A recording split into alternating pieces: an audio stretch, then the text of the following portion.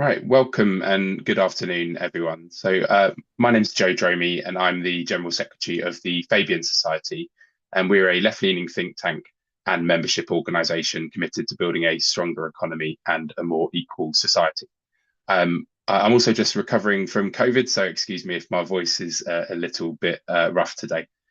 So this event will be exploring the findings of new Fabian Society research that is out today. In Levying Up, we explore the impact of the apprenticeship levy ahead of the reform of the levy, and we set out some changes that we believe we need to see in order to unleash growth and to unlock opportunity. We'll start by talking you through the findings of the report. We will then hear reflections from Lauren Edwards MP, and following that, we'll go into a panel session with experts on the skills system. So I'm just going to share my screen now, and I will take you through the findings of the report.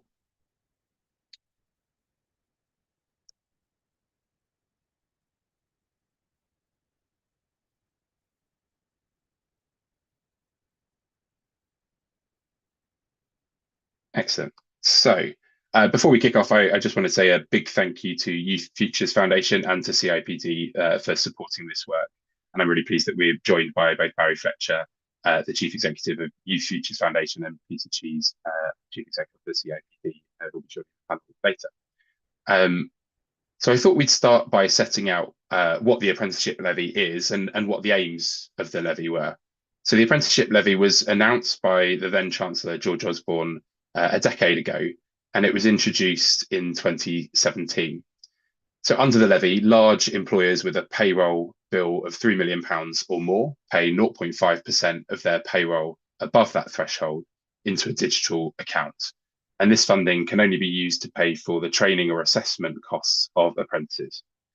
The funds that are unspent by large employers are used to cover the majority of the cost of apprenticeships at non-levy paying SMEs.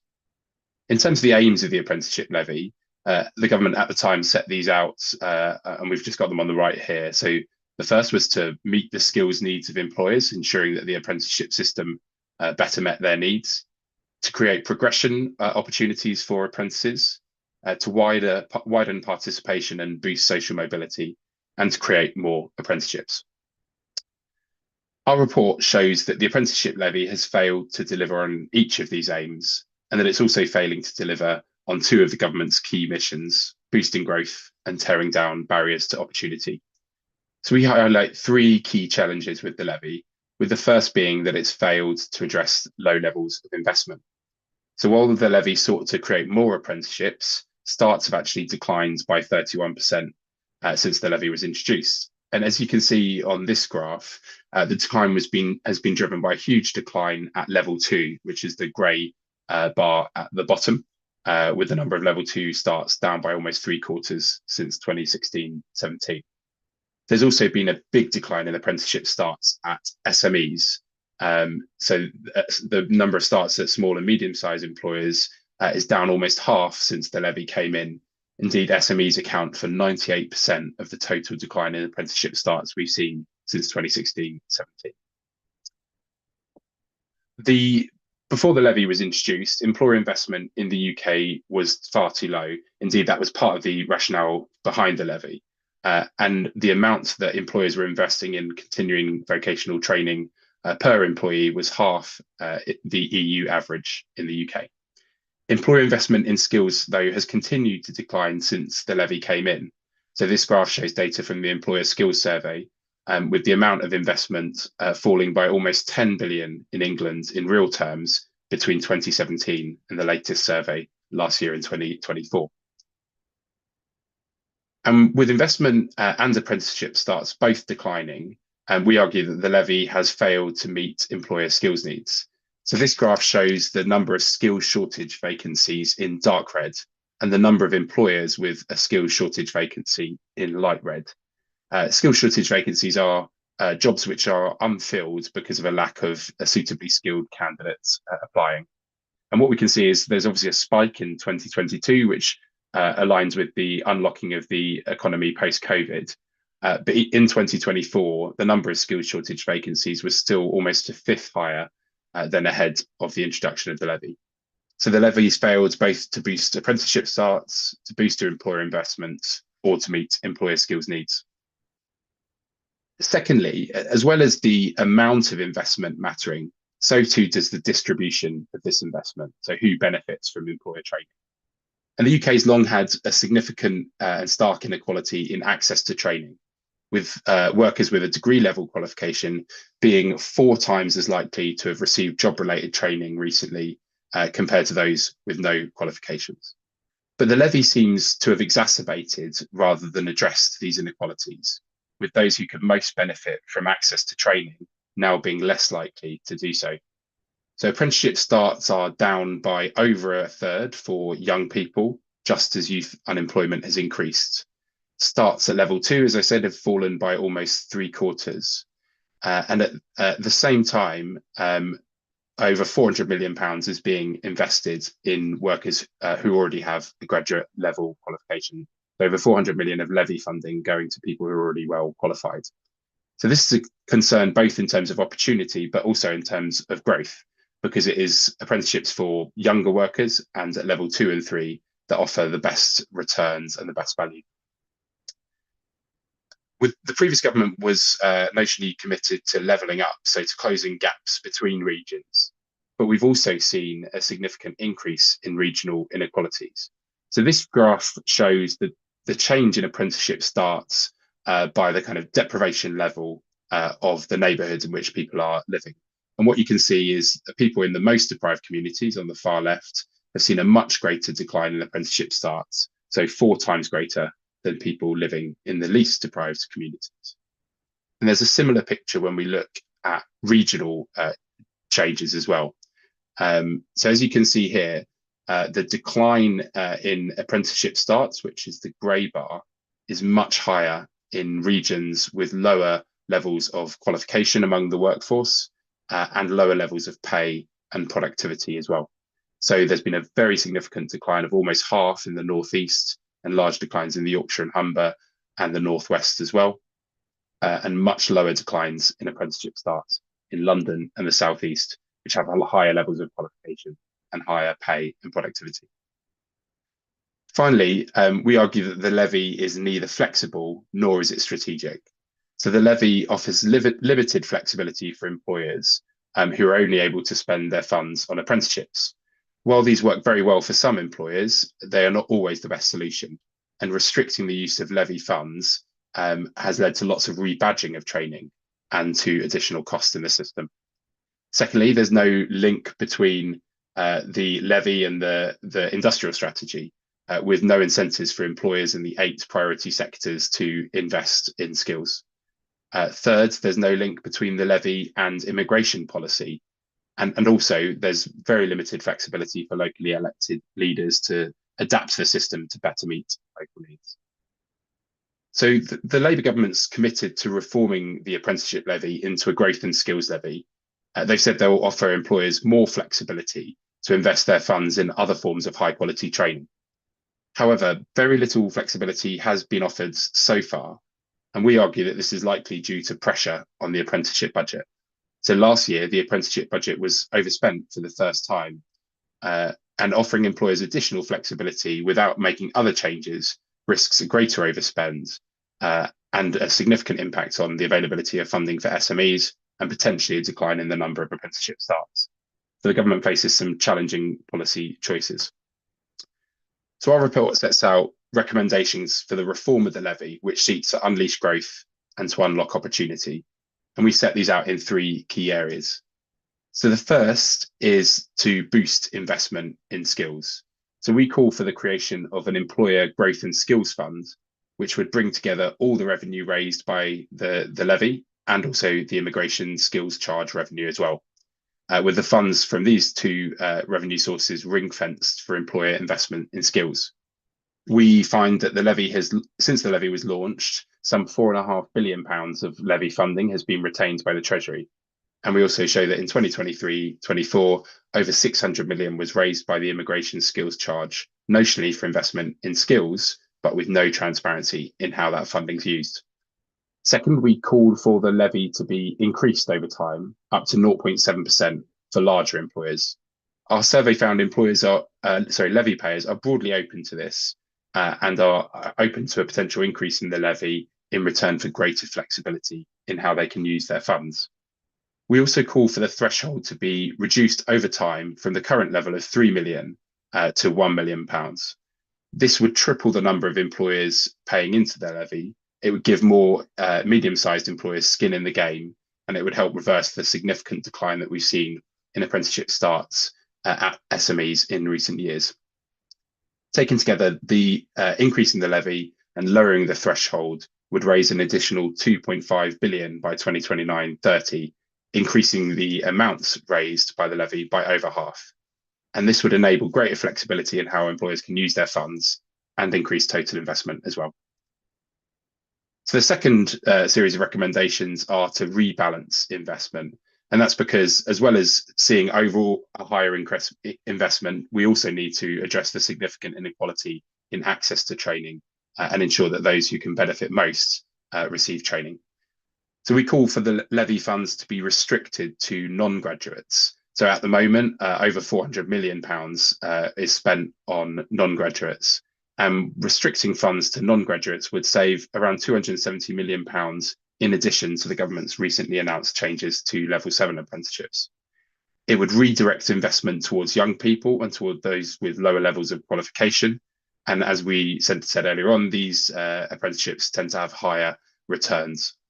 We also call for a new apprenticeship grant for employers, which would offer SMEs £3,000 for every apprentice aged under 25.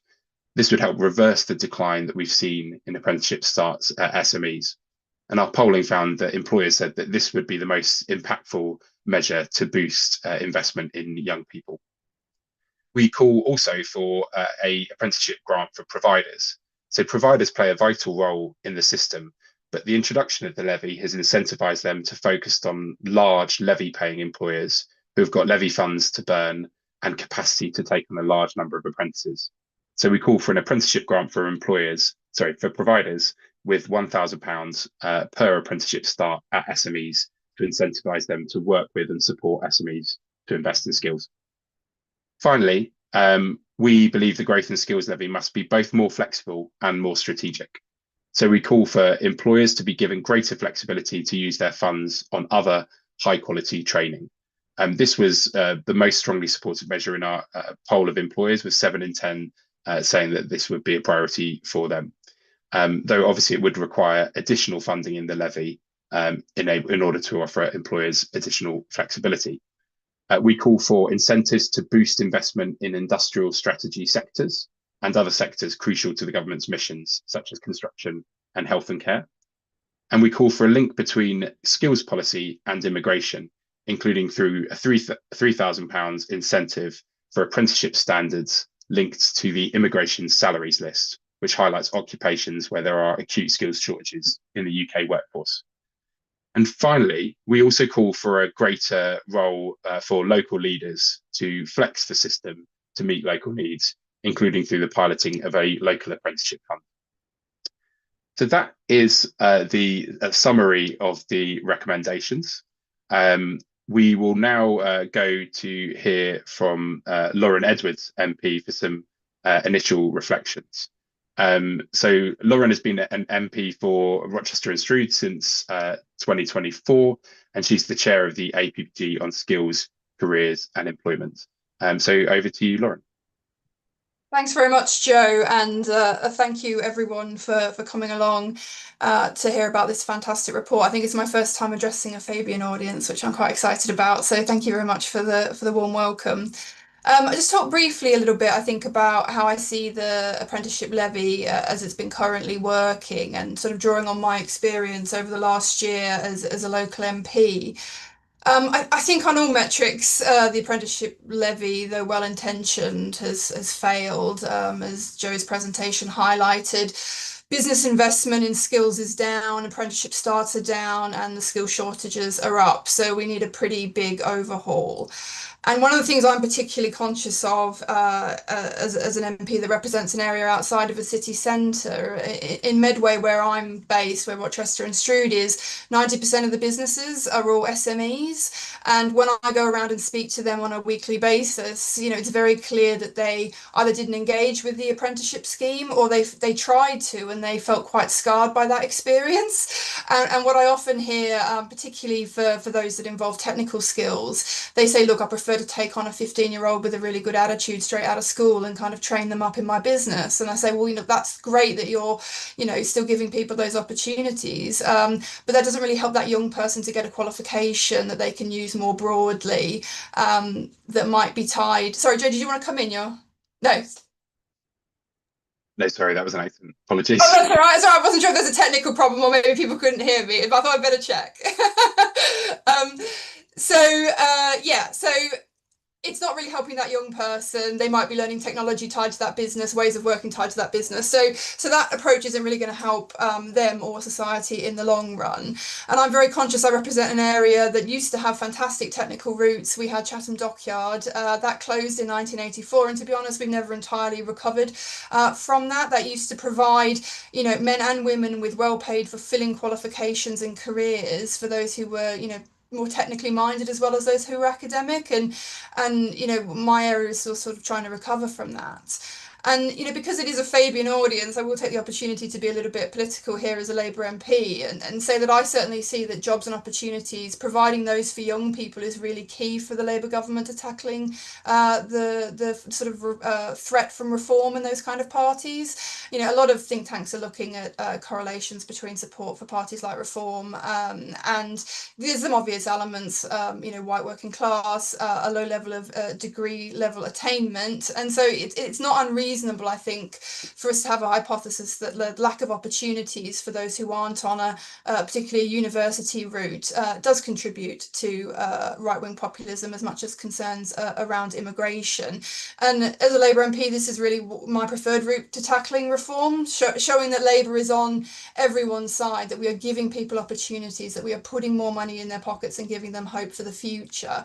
And before the general election happened, Keir Starmer, before he was Prime Minister, came to my constituency and launched his sort of technical opportunities for everyone mission at Mid Kent College in my constituency, and committed to putting technical routes on the same level of esteem as academic routes. And I think that was a really important political message to have delivered. But now we obviously are in government, we need to make sure that we're delivering on what that means for people in their everyday lives.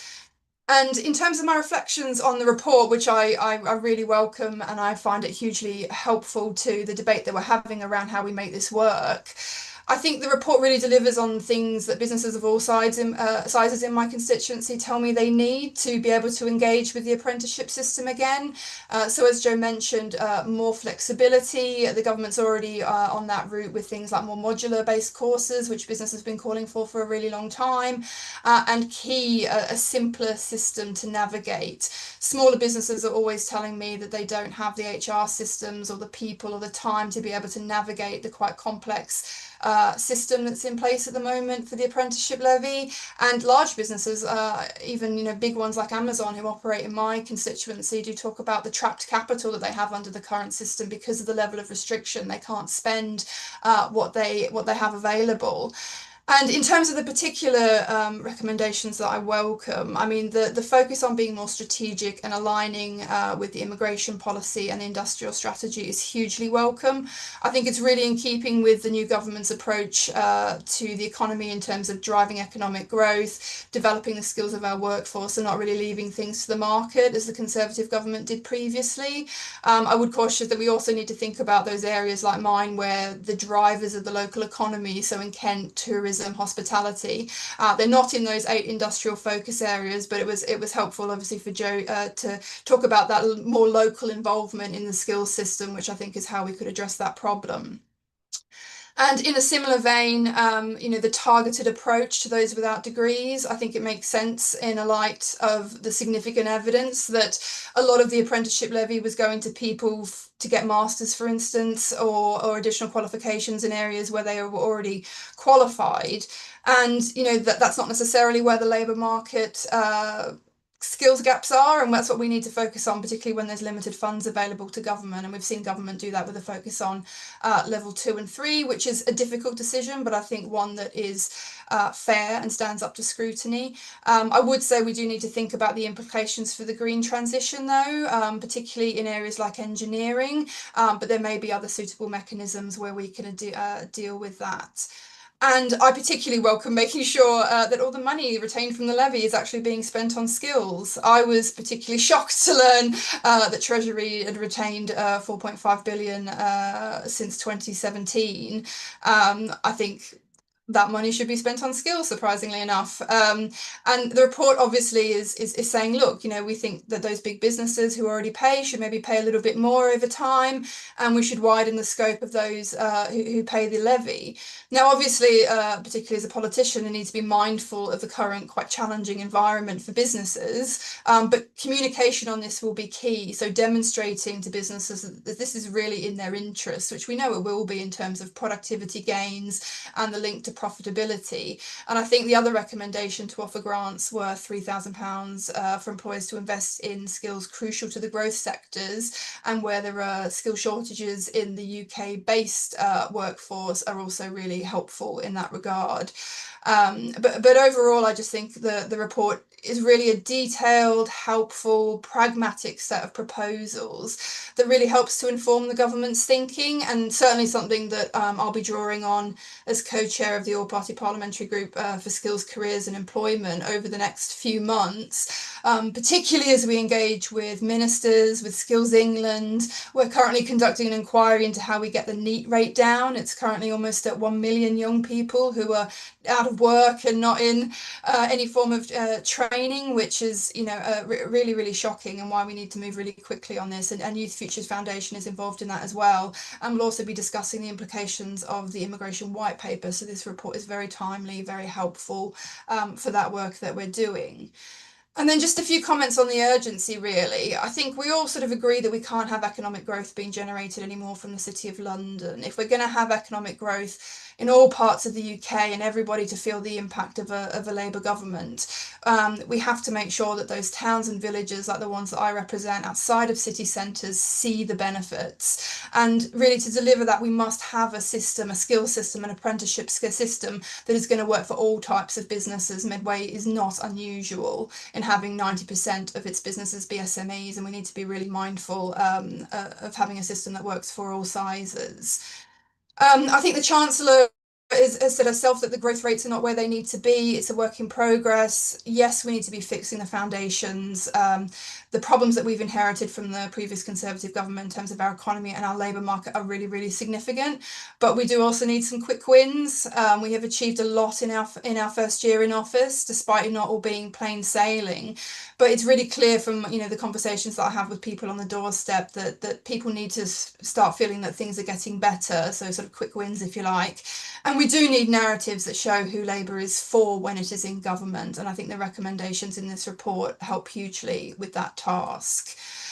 There are lots of good things that are happening at Skills England. I think it is a little bit of a black box for the broader business community at the moment. So we do need a greater clarity on things like the growth and skills levy to really help boost business confidence again and make it more likely for businesses to begin to invest in their people once again.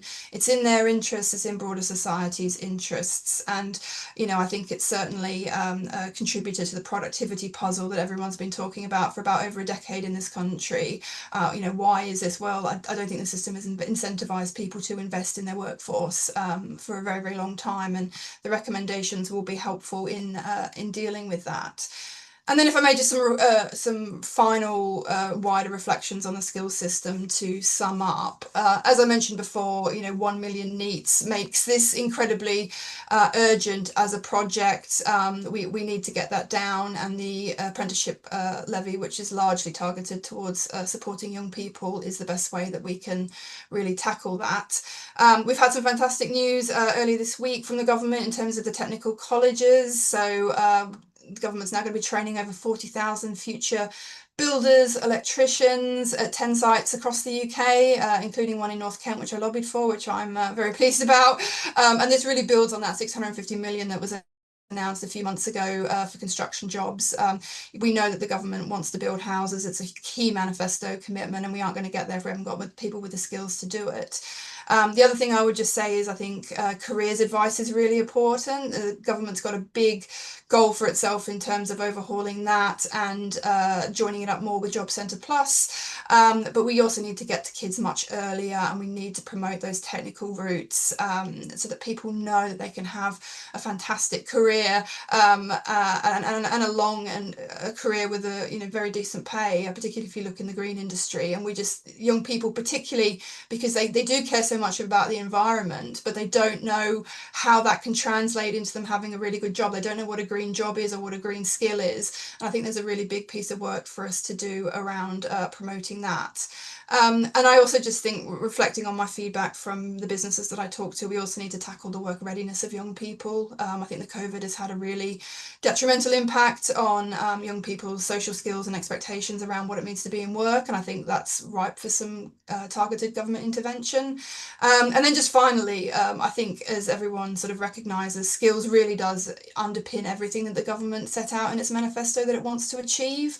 So the report that we're discussing today, and I really look forward to the contributions from the other panelists and the Q&A, it is really timely, and it has the potential to be hugely influential. And I'd just like to really thank the Fabian Society and Youth Future Foundation and CIPD for putting it together in such a coherent way and promoting having these kind of debates, because they're so important to the future of the country. Thank you. Fantastic. Thank you, Lauren. And sorry for interrupting your flow with my raised hand there. Apologies. So we're now going to go to each of the panelists who we'll be hearing from. We'll after they've each provided some introductory remarks, we're going to be having a decent amount of time for questions and answers. So if you could be thinking about any questions that you want to raise, and if you do, you can either raise your hand and ask the question yourself, or you can just stick your question in the chat and I will put it to the panelists. So please do have a think about questions that you might want to ask about the research or the wider area of the apprenticeship levy, or any reflections on any of the contributions from our panelists. So first up is Barry Fletcher. So Barry is the Chief Executive of the Youth Futures Foundation. They're the What Works Centre for Youth Employment, and they kindly supported the research. So over to you, Barry. Thank you very much, Joe, and good afternoon, everyone. Really good to see you. So firstly, thank you to the Fabian's team for all the work on this project. I think it's turned out a really interesting report. And as Lauren was highlighting earlier on, we've got nearly 1 million young people who are outside work or education at the moment. And the critical point there is that that's growing and unfortunately likely to continue to grow over the next few years. And we know that in most countries that are really successful in ensuring that they have really high participation in education and employment, apprenticeships play a crucial role in ensuring that's the case. And unfortunately, at the moment, as this report, I think, highlights really clearly, we've got the kind of opposite happening in the UK at the moment, where actually apprenticeships are becoming a smaller part of that solution rather than a bigger part of that solution. And that is ultimately the wrong direction of travel. You know, at the moment, for 18-year-olds, only 6.5% do an apprenticeship. And that's out of a group around 60% who don't go to university at 18. And I think if you read our papers every day, you'd assume that pretty much everyone goes to university at 18 now. And the reality is that that's not the case. And actually, for a lot of those who go to university, that system works pretty well. But we know actually for that 60% who don't go to university at 18, actually that system doesn't always work very well. And one of the really important and evidence-led interventions that you can have is really high quality access to apprenticeships, especially for those at level 2 and level 3, and especially for those young people who might not have secured those qualifications at school. Now, of course, there are lots of trade-offs to be made in this, and I'm certain when we have the panel discussion later on, there will be really mixed views of how we take this forward. But I think what this report highlights is both some of the challenges that we currently have and gives, I think, some well-evidenced ideas of how that could be addressed. And we especially welcome, I suppose, that prioritization of young people, because we are probably almost unique in the world with our apprenticeship system in not prioritizing young people within that. And it's fair to say that the way that that system is structured at the moment, actually quite a lot of the incentives in the system, especially the incentives for employers, actually count against recruiting young people through it. And therefore, that is something ultimately that we think needs to change. Now, there is a sizable prize in addressing this that both gives more young people more opportunity, because what's great actually is that more young people want to do apprenticeships. That interest in apprenticeships has grown significantly. And I also think, and this is important when we look at it, it wasn't the focus of the report, but actually quality of apprenticeships in many cases has improved. There were lots of reforms that were done when the Levy were brought in that were also about quality, things like endpoint assessment, etc. And I think it's fair to say that there are some really high quality, excellent apprenticeships being done across the country at the moment. But because something's high quality, we actually want more of it. We don't want less of it. And actually what's happened is that quality has definitely gone up, but we have seen a decline in volume. And actually we want both. And we want both for young people, because ultimately we know that a lot more young people want to do apprenticeships. That the applications are high, there's huge amounts of interest, and that interest is actually growing all the time. So for us, it's about how do you make sure that you then can create those opportunities and make sure those opportunities are available for young people. And if we can address that, and we set our goal to try and get to the lowest NEET rate in the OECD, we think that would add around 69 billion to the economy and mean about 500,000 more young people would be employment and education. And that number is something I think that is achievable, but our apprenticeship system needs to be more focused on young people and give more opportunity to young people in order to meet that need. And that's something I hope that some of the recommendations that are in this report can help to do. So I'm going to end my comments there because I know we've got a lot to cover through. So I'll hand back to Joe. So thank you very much. Fantastic. Thank you very much, Barry. So the next contribution is from Peter Chi. So Peter is the Chief Executive of the Chartered Institute of Personnel and Development, CIPD, and CIPD were also one of the sponsors of the research. So over to you, Peter. Yeah, thank you, Joe. And it's great to be part of this event and part of supporting this really good report with the Fabians. The CIPD is a professional body for HR and people development, so we have a very large membership that covers all sectors. And of course, skills is a very important part of our agenda. So first of all, very supportive of the findings that you laid out very clearly, Joe, in terms of what has gone wrong with the levy in the past. And indeed, looking at it from the employer's perspective, we've seen this for quite some time. We've published some of our own research around what we felt needed to change in the levy a number of years ago, and it's certainly echoed many of the themes that we're seeing now. So it's good to see that with the relatively new government, that there is a real intent to address some of these failings, and it's very important that we do, because as has been noted, the fall in young people's apprenticeships, the not driving social mobility, and actually not really increasing skills investment in the right place, which is a very strategic and long-standing issue, all are of great concern.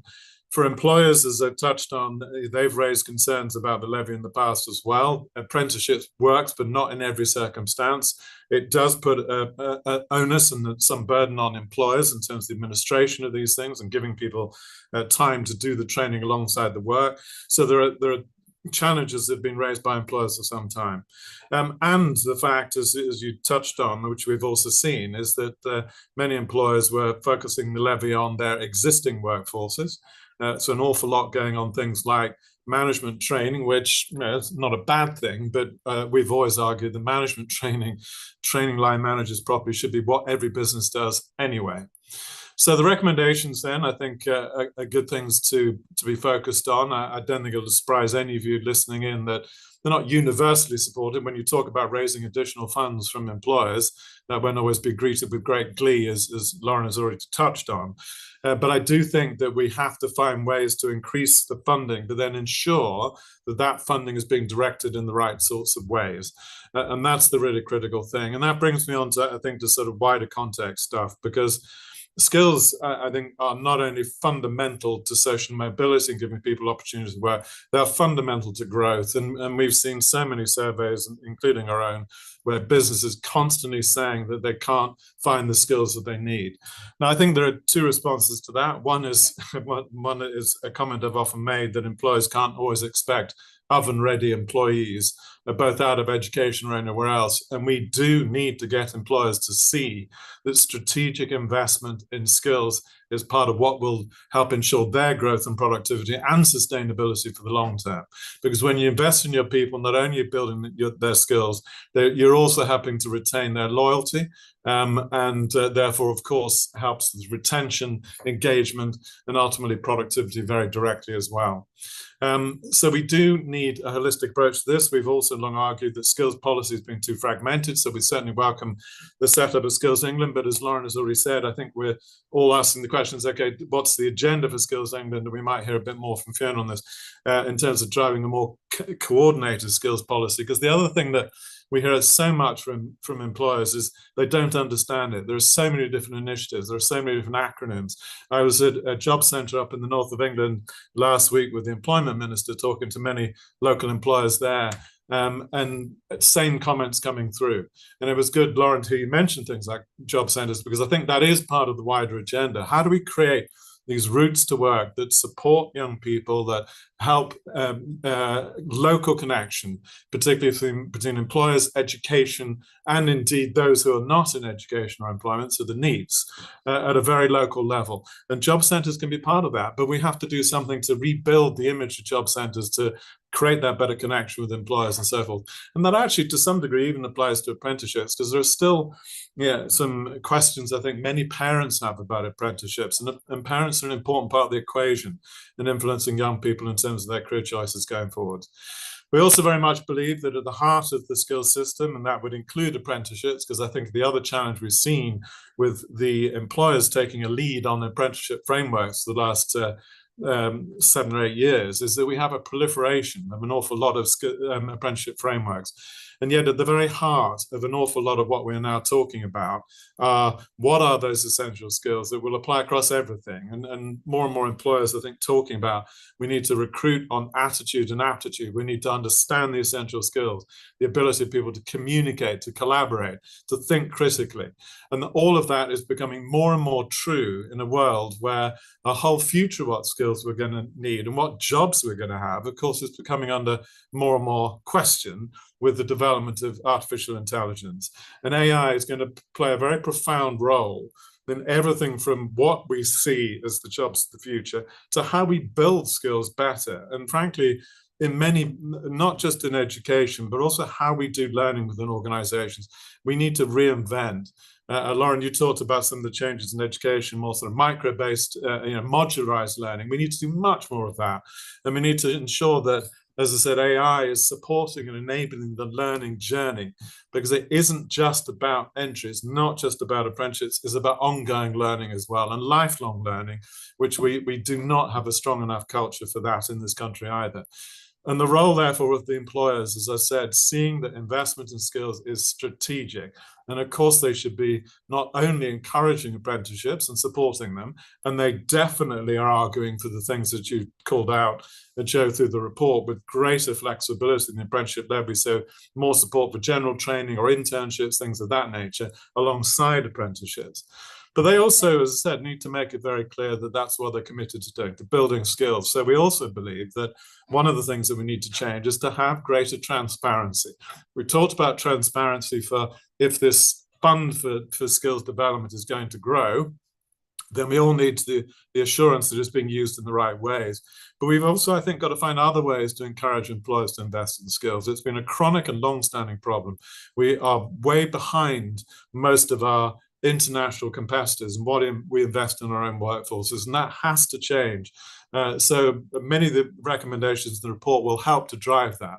But again, I think it's looking at this very holistically as well.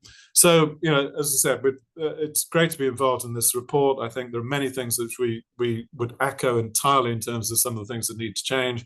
I think, yes, absolutely, finding other ways to encourage greater investment, and then particularly, as has already been outlined, how we support smaller businesses and how we do this at a localized level, how we get stronger sector level understanding. And Lauren, you talked about, and rightly so, the sort of green and the energy sector, and there's been a lot of talk on that.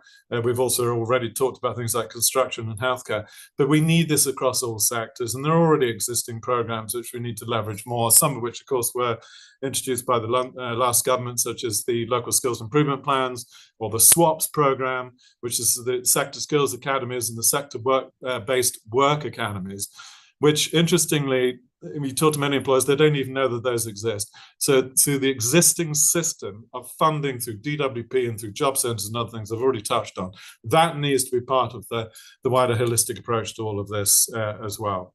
So as I said, we absolutely support and welcome this. My final point would be, and I know we're all asking for this, is clarity from government on the consultation process, which we'll all want to be engaged in, and the timeframes from that. But I certainly welcome the remarks from Lauren, and certainly what we've heard from government for a while now, that they're very open to the kinds of challenges that we've laid out here and the ways forwards. So thank you, Joe. Let me hand it back to you. Fantastic. Thank you very much, Peter. So next up, we're going to go to Dr. Fiona Aldridge. So Fiona is the Chief Executive of the Skills Federation, and as well as that job, she's one of the new board members for the newly created Skills England. So over to you, Fiona. Thanks, Joe, and congratulations on a really well-argued and powerfully evidenced report. Lots of food for thought there. I think in both my Skills Federation and Skills England role, a priority for me is about having a coherent national skills system that really takes account of the needs of sectors and of place, something that's accessible to employers and supports progression of learners, as previous panelists have talked about. So I wanted to reflect a little bit on the particular recommendations around sector and place, if that's okay with you.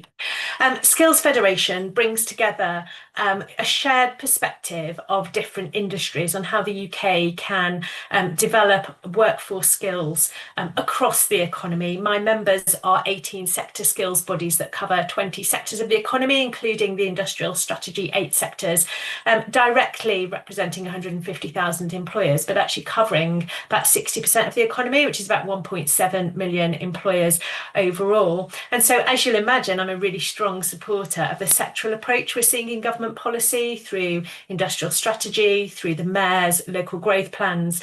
And absolutely, we need to make sure that our skills policy really backs and reinforces that prioritisation, both for those 8 priorities, but also across the economy. So I was really pleased to see the recommendation and the recognition of the role that sector bodies can play in getting us to a skills system that meets our needs. Many of my members, and you reflect this in the report, were those sector skills councils, which were established in the last Labour government. And when they were defunded, some of them scaled back, some of them disappeared. But actually what was really important is for those that were remaining, actually the employers in their sector, in their industry said, no, we want you to play a role here and we will fund you to do that. So although they're different shapes and sizes, actually they're much more embedded in their industry and with their employers. And I think there's an important role for us to think about how government re-engages with them better. But actually, I really wouldn't want to lose that being employer funded and being really embedded in their industry. I think it's great to see the proposal around sector boards. I think that idea of having social partnership is really important. So we've got training providers thinking about how we deliver those skills.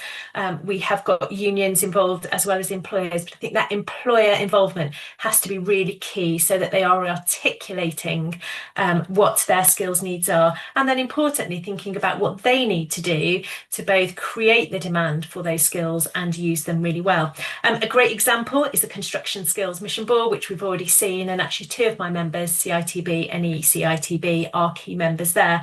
And I think these proposals also help us think about how we develop the trailblazer groups into something that's more fit for purpose for our current policy. I think your ideas around those boards setting standards, providing intelligence, prioritising public investment is really important, and I'd really like to see them as well just playing a key role in bringing employers to the table and thinking about how we maximise private sector investment. We've got some big figures about public investment. That's really hard, so we do need to think about how we maximise private investment too. I think there's other roles that they might play. Current members of Skills Federation also do things like professional registration and creating really effective progression routes through. So really important, and I think lots to build on and lots that we would be really supportive of. In terms of place, now my previous role before I joined Skills Federation, I was at West Midlands Combined Authority, and so it's great to see some really deep reflection on how we give local leaders a greater influence while still maintaining a national system. In the West Midlands, we saw and have seen apprenticeship starts fall, like we have seen nationally, particularly young people, particularly SMEs, and actually a 40% decline in engineering and manufacturing apprenticeships, which when you think about what the region is known for, and the fact that a third of all residents in the West Midlands Combined Authority are aged under 25, it's just shocking that they are our figures. It really limits opportunity and growth in the region. I think we have to be really careful, however, in thinking about meeting the needs of the place, that we don't create a more fragmented system. And I really like, therefore, your idea about taking a couple of strategic authorities and piloting what could be done. Because one of the great potentials of devolution is to be able to use it for test and learn. Does it work in this place? How do we make it work? What does that mean for the places? And what does that mean for our national system? One of the things that I was thinking about when we were in the West Midlands is thinking about our levy transfer pot. So the West Midlands trialled the national apprenticeship levy transfer pot, but still has the regional pot. And actually that might be one of the ways in which government could sort of flex up the system to enable regions to innovate without over messing with, I suppose, the national system and creating unintended consequences. So thinking about how areas might use their levy transfer or other funds to be able to tailor provision to meet the needs of local growth plans, and also to create really effective pathways for young people and adults in their areas to be able to access apprenticeships is really important. Just thinking about place, though, I thought one of the gaps in the report that I'd really like to flag is the UK system. I know the report's focused on England, in part because the Growth and Skills Levy is focused on this area, but so many employers who are based across the UK actually say one of the challenges is the difference between the English, the Welsh and the Scottish system. And I think there's lots of potential through Skills England working with devolved nations and through taking a sector approach to also better meet the needs of the UK skills system. So a great report, and really happy to have the chance to engage in questions and further discussion. Thanks, Jo.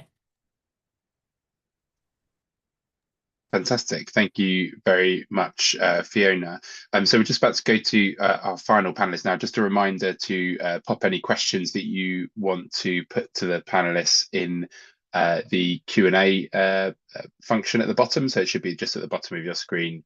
If you want to add any questions that you want to raise in there, that would be fantastic. So we'll now go to Holly Whittles. So Holly is the National Skills Policy Champion at the Federation of Small Businesses, which represents small and medium-sized employers across the UK. Over to you, Holly.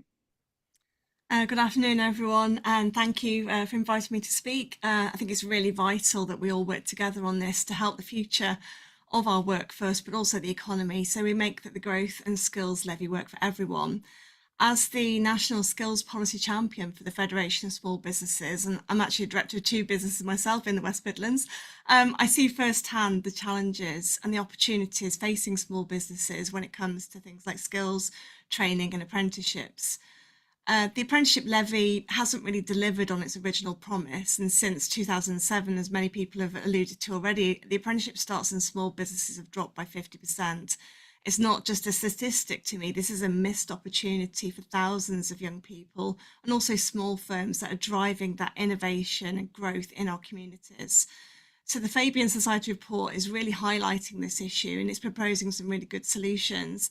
So I was really pleased to see the support for the reintroduction of the £3,000 incentive for small businesses hiring apprenticeships under the age of 25. FSB research showed that 73% of small employers say this would actually encourage them to take on more apprenticeships. So this becomes a real tangible lever for change. But we must go further. So we need a system that works for small businesses and not just large levy payers. So things like protecting the government co-investment for non-levy payers, reducing the bureaucracy and the admin that comes with hosting apprenticeships. I've lost count the amount of different systems I have to log into, the portals, the bits of paper that seems to come with it. We need to do better at reducing that.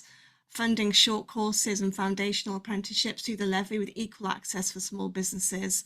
But crucially, something that I'm really passionate about is in getting that enterprise education into the curriculum, into schools, to inspire that next generation of entrepreneurs. So I think Skills England is a real opportunity to help drive this change, but it must keep small businesses and the self-employed at the heart of that mission. So things like the local skills improvement plans have shown the power of employer-led insight. So we really need to build on that momentum. But we also need to build on the growing and evolving skills landscape with digital skills, soft skills, AI literacy skills, they're all becoming increasingly essential. Yet 46% of small businesses are saying their workforce lack the knowledge to use AI effectively. So that's a gap that we really need to close if we want to remain globally competitive.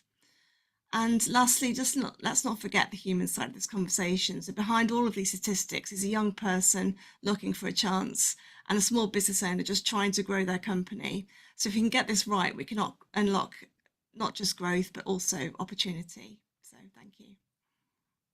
Fantastic. Thank you very much, Holly. So we're now going to go to some of the questions which people have popped in the Q&A. And thanks very much for all of your questions. Please do keep adding to them. So the first one I want to go to is a question from Emily Andrews, who I believe is the new Director of Policy and Research at Learning and Work Institute, which I think is Fiona's former role. So Emily says that the million-dollar question is, what alternative types of training might the new levy pay for, and does it already exist? And she asked the panel whether they have any thoughts on how we support the provider market to develop these courses where they might not exist. So Fiona, can I go to you first with this one? So obviously, as a board member in Skills England, it's that new organisation which will be making the decisions on what types of non-apprenticeship training can be funded through the levy. Do you have any views as to how these decisions should be made and where there's a particular case for flexibility in other forms of non-apprenticeship training? Yeah, thanks, Joe, and congratulations, Emily, on the new job. Hope you're enjoying it. It's a really important question, isn't it? And one that I think we really want to have the employer voice and those sector body voices in being able to shape what is needed in order to address their skills needs. I'm a massive fan of apprenticeships, but I think we'd be kidding ourselves if we thought that an apprenticeship was the skills solution for every challenge out there, particularly if we're thinking about reskilling and upskilling. Sometimes it's a much shorter course that bridges people from where they are now to where they need to be, particularly in the sort of changes we're seeing around technology and AI. Thinking about my role with some of the sector bodies, actually, energy and utility skills is a great example. They're thinking about how to get more people into sort of clean energy roles, and they've worked quite hard with their employers to think about what a sector entry package looks like. And it's there's a set of training, there's some other things around it. It's not always a full apprenticeship, particularly for young people. And then I think about what we did in West Midlands Combined Authority, where we were really trying to get, for example, more young people into construction. And we said to employers, what do you need to get into this sector? What do you need to get on in this sector? And then we funded work around that. So we put together packages that really helped people progress and get great employment and earnings outcomes. And that's why it's probably best for people in Skills England sitting in an office not to come out with a list of things, but actually to talk to those sector boards with employers and training providers to work together to say what would make most difference in getting people in and getting people on, that serves the needs of that current role, but also enables career progression beyond that. Fantastic. Thanks, Fiona. And then, Holly, if I could just put that one to you as well. So are there any particular types of non-apprenticeship training that your small business members would like to be able to use Levy funds on? Like, what's the driver of the sort of demand for more flexibility in the use of the Levy? Yeah, one thing that FSB have done is a lot of research around this, and they found that 46% of their members are saying that they're lacking the knowledge, especially around things like digital skills. So I think that's something that we're sort of looking for as small businesses to help grow our businesses, help use things like AI and develop those entrepreneurship skills. We've spoken many times about the work ready, the right attitude, the life skills. And to me, part of that is basic digital skills. And quite often when you say this to government departments, they assume you mean coding apps and writing technical stuff. And actually, we don't mean that. We mean basic digital skills, being able to search the internet, refine queries, use things like Word and Excel and PowerPoint. To us, those are the basic digital skills that you need to be entrepreneurial to run your small businesses. So courses around that, those basic digital skills would be really useful. Fantastic. And Peter, it'd be great to hear your reflection on this. So if you've got any kind of intelligence from your members on where the kind of priority is for flexibility, what are the other types of training aside from apprenticeships that your members would like to be able to use Levy Fund for? Yeah, I mean, first of all, I'd echo what Holly said. I think a lot of businesses are saying, look, we need these essential skills, but we need a consistent language. I mean, tech digital skills, I completely agree with your observation, Holly, that a lot of the talk when we said digital skills is we need to teach more coding. Well, interestingly, coding is one of those jobs that is already radically changing because of AI, notwithstanding the fact that wasn't what we were asking for. It's people's ability to interact with technology safely and so forth. So there's a sort of core set of skills, which I would argue need to be embedded in education and training of all forms. I mean, they are so essential to every job that we see now, both these behavioral and attitudinal things, employability skills, digital skills, and increasingly, and interestingly, Keir Starmer has announced this, that he wants to provide funding to train, I think it was over 7 million people by 2030 in AI. Well, that begs the question as to, well, what do we mean again? What are we talking about? What do we need to train people in AI to understand so that they're not left behind? So that's one area of focus that I think that we hear from a lot of employers. How could a skills system, and perhaps through the Levy and more flexibility, encourage the development of these sorts of skills? But I think fundamentally, 2 final points. One, there are a lot of accredited training programs out there, because the key point being, I suppose, that if you're going to allow organizations to access the Levy to provide other forms of training which aren't apprenticeships, formal apprenticeships, then there are plenty of accredited training programs through many different bodies and organizations which would provide the assurance, first of all, to the employer that they're using good training in all of this, but also to the rest of us to ensure that that money is being spent, hopefully, effectively. But my second point would be, therefore, I think this is a very important part of the consultation. As we talk to employers, they're keen to engage in this consultation. So what would help us most? They've all argued for greater flexibility, but I think to Emily's question, it begs that second question, which is, okay, but flexibility around what? We need to give some structure to this part of the argument as well.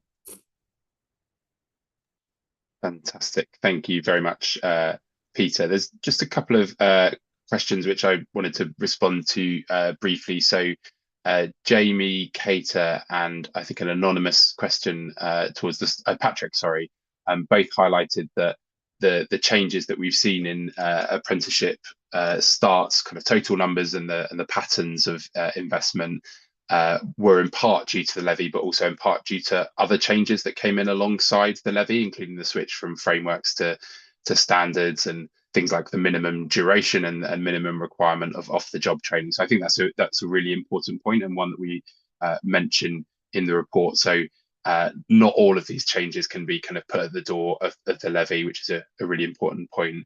And there's another one which I think is a couple of people have raised a similar question, which I think is a bit of a challenge on the point about increasing and or expanding the levy. So an anonymous question says, politically, how could we manage expanding the levy when SMEs are struggling with rising costs, particularly national minimum wage and national insurance contributions?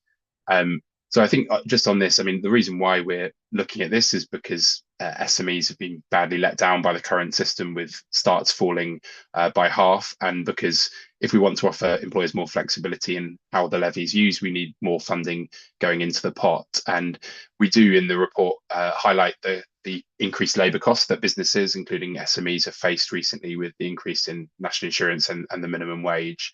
So we argue that the threshold should be raised lowered gradually, and this done in consultation with employers.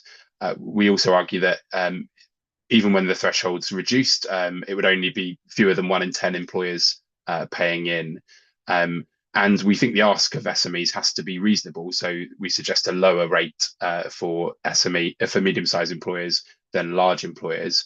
And crucially, alongside contributing to the levy, we think there should be really generous support for SMEs to help them take on apprentices and invest in other forms of training.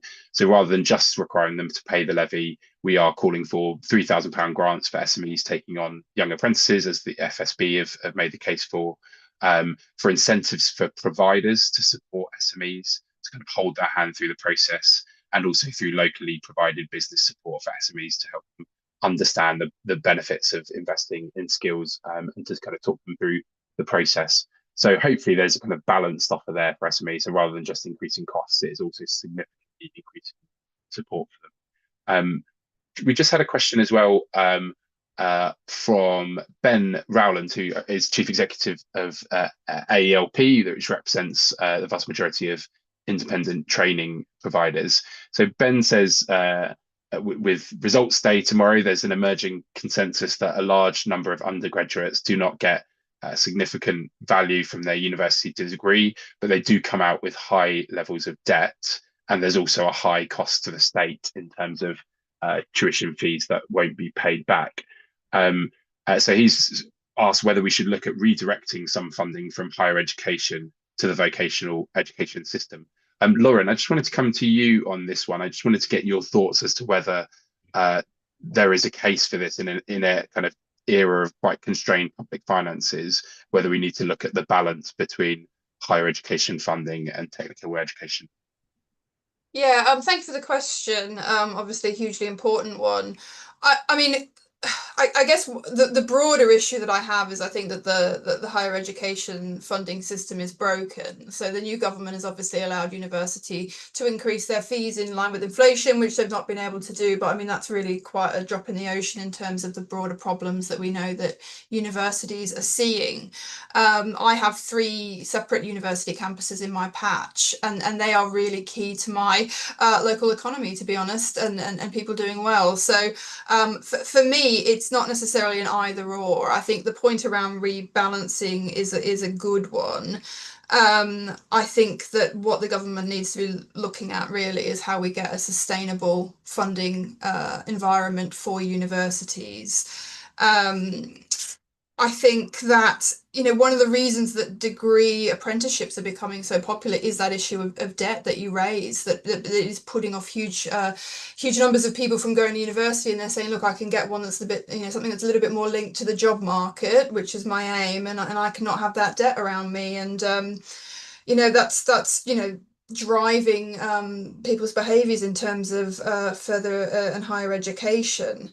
I think that what we need is a system where we have an understanding of how both can contribute to what we need in terms of the economy and society. One of the things that I'm really proud of is that my local colleges and universities all work together. So they, in tight financial environments, are sharing back office services as much as possible. They are making sure they're not offering a similar course in terms of the university prospectuses. And I think that really is a bit of a model of where we need to go in terms of how the FE and the higher education sector work together.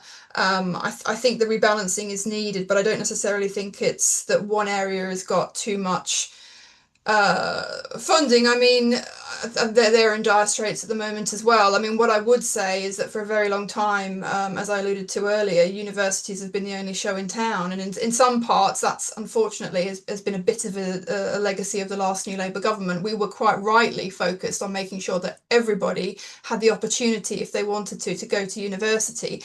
But unfortunately, we were so focused on that it did kind of become the only show in town, and we had this sort of unintended consequence that the more technical routes weren't seen as a priority and weren't seen as more attractive. And there is a bit of a rebalancing in terms of culture.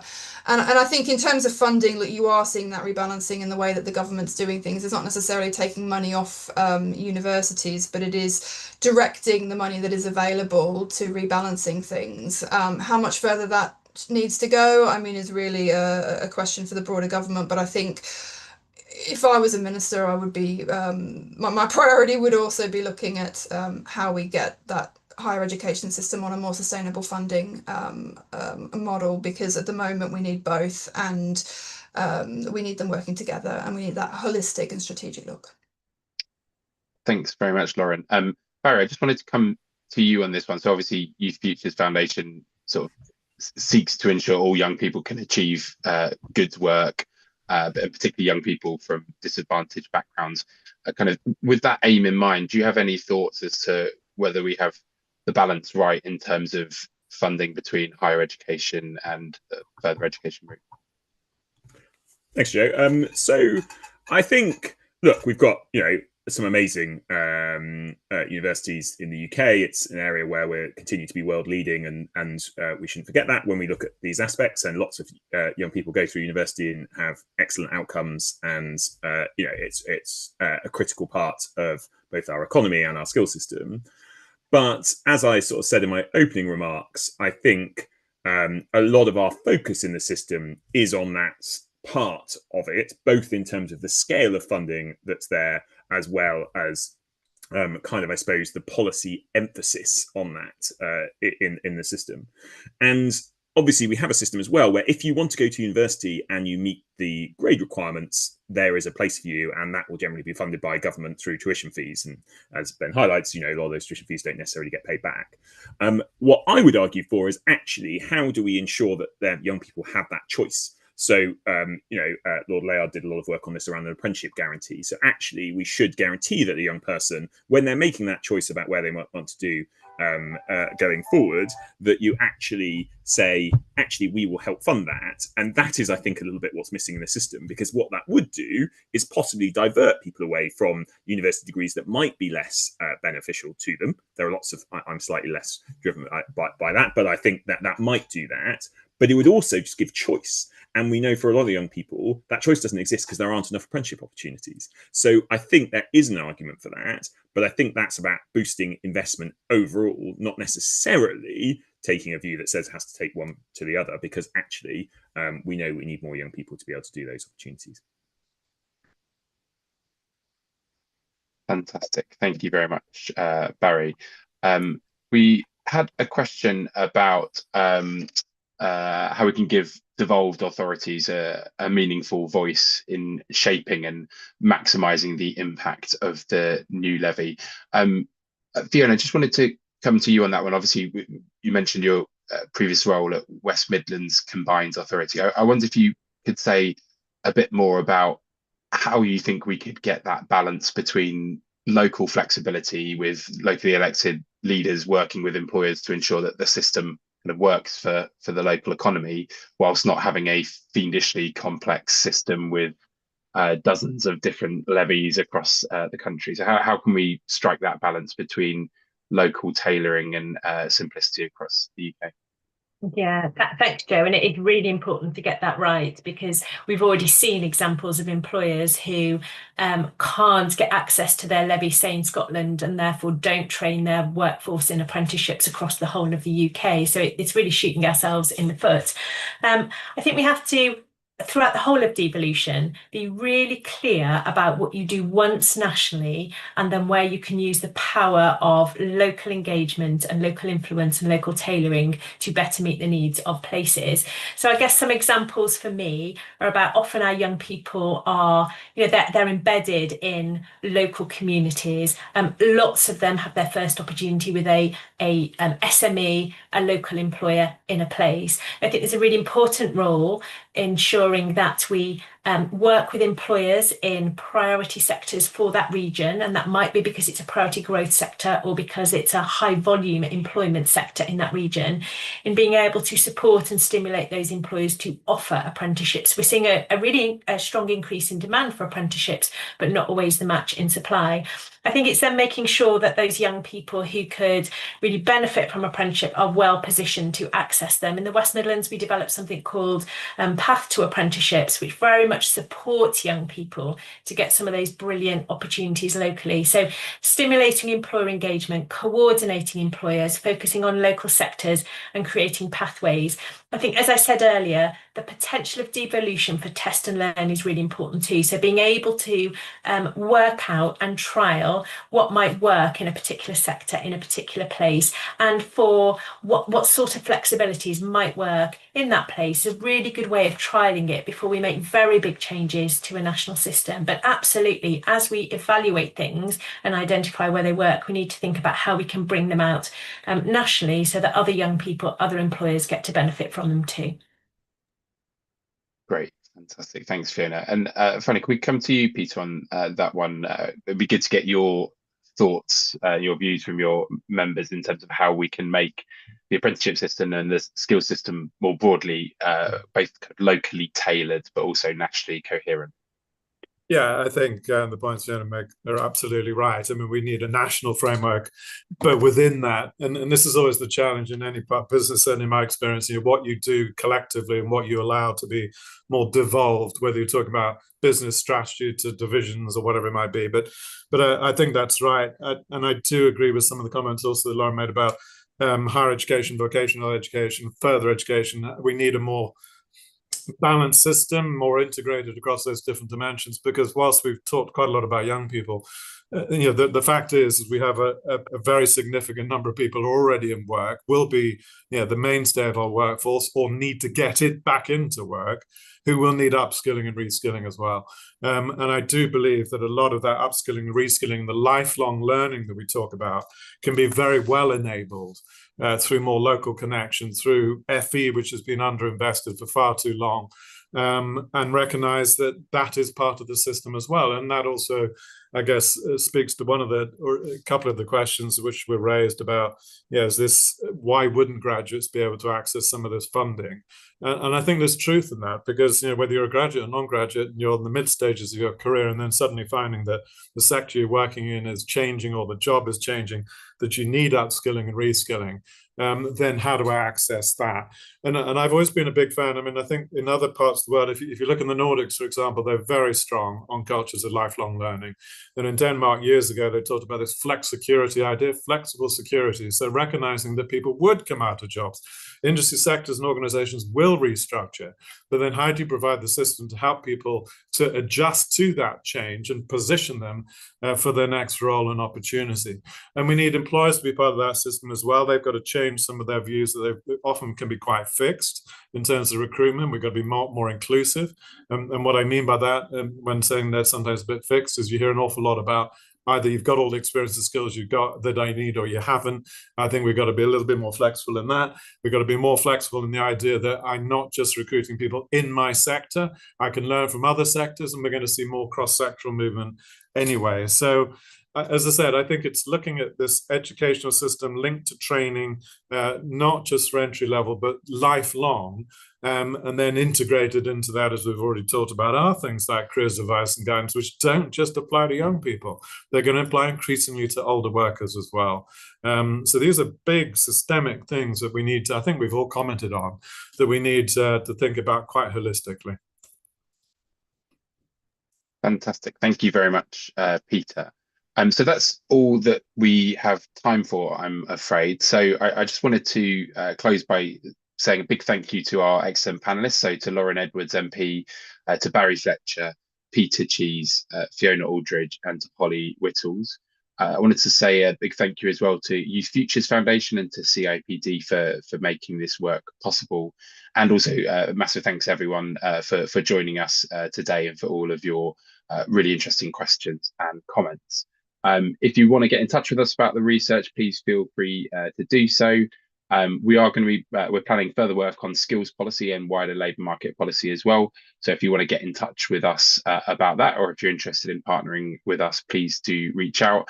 And as I said at the start, Fabian Society is a membership organisation. So if you share our values and you're not already a member, please do feel free to join the Fabian Society. So just search online for Join the Fabians. So thank you very much, everyone, for your time, and I hope you have